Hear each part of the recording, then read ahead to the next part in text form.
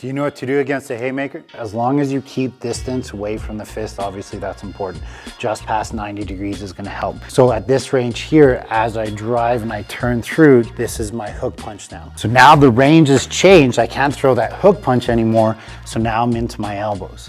The first elbow, if we keep the same sequential pattern, is this one just turns and is clipping to that same area. Another elbow that you can play with is driving through. This one appears as if it's going up, but it's also going forward as well. While I'm doing this, I'm trying to pierce into my partner's face as much as I can so that the jaw kind of sinks into the body. Okay, so we gotta make sure that our block takes #1 priority. While I'm making this block happen, you can actually strength train here. Your partner's pushing in as hard as you can, making sure this would hit you. And you're seeing, oh wow, I'm weaker out here. Oh, I'm stronger in here. As long as you keep distance away from the fist, obviously that's important. Just past 90 degrees is gonna help. That rear hip wants to be driving forward, so I'm connected to the ground behind me. If I don't, go ahead, turn. We can see I'm gonna fall over, right? So the second that this gets engaged, go ahead, turn. It's like nothing. Okay, so when I'm here, there's lots of different ways that we can attack with first. If I strike into here at the same point, you can totally do that. Use your shuto strike into here, as long as this takes priority.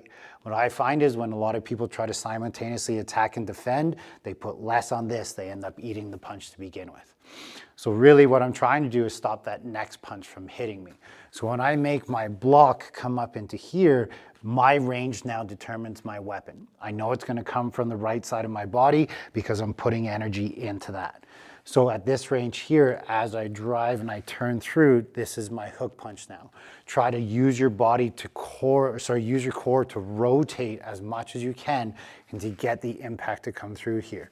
I used to teach slaps coming up to here, but notice once I slap, my elbow drops inside. Once it goes inside, I'm losing that structural strength. So I like to keep my elbow high on this, and when I'm punching into that mandible, into that jaw, again, I'm trying to hit their spine. If I hit the jaw and just click it, this punch can still hit me, right? Because slow-mo, 1, 2, 3, we both throw, right? It can still hit. I'm gonna hit more than him because I'm closer to him. But with that being said, that's why sometimes it's good to get a little bit of a strike into here and obviously cover as much as you can when that next one comes. If he falls, well, not over, but right?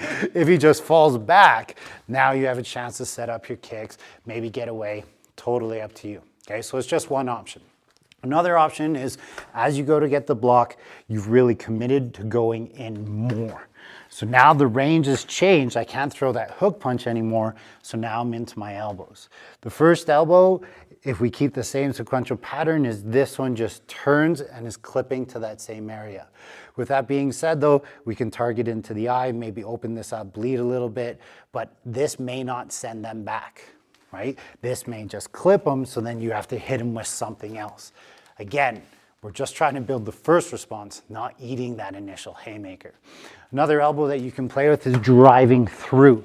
This one appears as if it's going up, but it's also going forward as well. While I'm doing this, I'm trying to pierce into my partner's face as much as I can so that the jaw kind of sinks into the body. Once it sinks in, maybe it makes him move back. Again, you don't know what's happening.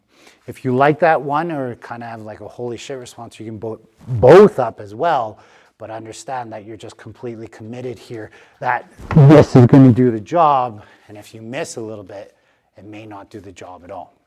So those are all great options if you're bigger than the opponent. But if the opponent is much bigger than you, if he throws, I may have to step underneath, cut an angle. Do I engage into the fight? Do I not engage? At least it and get hit with it. But again, what I'm trying to get past is that secondary punch. So if it's coming from his rear side, my right leg's forward, his right leg's forward, he throws at me, I'm stepping under and squaring away. You're still in the fight here. It's not done with by any means, but at least you're not eating that initial attack, because what does everybody do with haymakers? They just throw wild. Right? The reason why they do that is they think like, I am caveman, I have big heavy weight, I try to smash you with it, right? And they're just trying to use that momentum as much as they can. Another concept, if you see it coming from a mile away, is he goes to load that hand, you just fire that jab. right? A straight line is faster than half of a circle. So you can just hit it quick. Again though, when that comes here, I'm trying to roll my shoulder a little bit just in case. Okay, if I throw like a typical Wing Chun punch, I can eat it. If I'm here, there's a chance it will deflect off. Nothing is ever going to be a guarantee. The biggest advantage that we have against a haymaker punch, and that's why every martial art teaches a version of this somehow, is because you're seeing it come. The more they wind up to it, the easier it's going to see to happen. The one thing that you got to make sure you're good at, no matter what attack is coming at you though, is keeping that 6-foot gap. If you have time to react, a reactionary gap, that is going to give you time to see things happen, right? And then you don't have to worry about your footwork or anything. You're just like, hey, he's approaching, he's approaching, he's approaching. I see it circular, now I'm defending myself. If you have lots of years of training and you attack first, you may end up in prison. But if people can recognize, hey, he didn't throw a punch at all, he was trying to calm the whole situation down, the guy just threw a big haymaker at him, he stuffed him right away, the guy fell down and then he left, like that's pretty good no matter what country you're in to guarantee that yes, you're gonna be safe, but now you're also not getting charged for assault.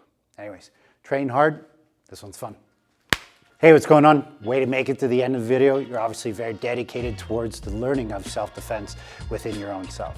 So with that being said, if you want more information or if you want more things to train, I've had lots of people reach out and inquire like, how do I train with you, Kevin? How do I learn your system? My group classes are full. My private lessons are full, so unfortunately I don't have anything for the time being, but Buddha Brothers and I, a couple of years ago, put together this fantastic digital seminar, and it literally goes through everything that you could probably think about.